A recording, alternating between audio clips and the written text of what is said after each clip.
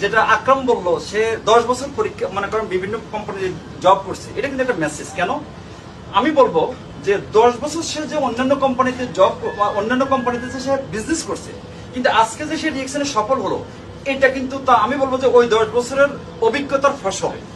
কোনো অবস্থাতে এটা মনে করো আপনার এটাকে এড়িয়ে যাওয়া যাবে না। কেন? কারণ প্রত্যেক জায়গায় প্রত্যেক কাজে কিন্তু মানুষের অভিজ্ঞতা আছে, যে অভিজ্ঞতাগুলি কিন্তু মানুষকে কিন্তু এটা একটা অ্যাসেট। কারণ অভিজ্ঞতা দোকানে বিক্রি হয় না, অভিজ্ঞতা কিন্তু বই পুস্তকে পাওয়া যায় না, এটা কিন্তু চ্যালেঞ্জ ফেস করে শিখতে হয়।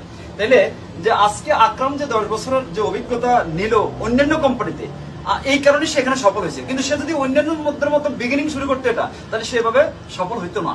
তাহলে আজকে আরমানও কিন্তু তার অভিজ্ঞতা আছে কিন্তু অন্যান্য ডাইরেক্ট সেলিং কোম্পানিতে, আহসান হায়দারেরও কিন্তু অন্যান্য কোম্পানির অভিজ্ঞতা আছে।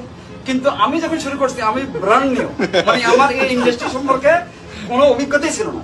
হ্যাঁ, আমি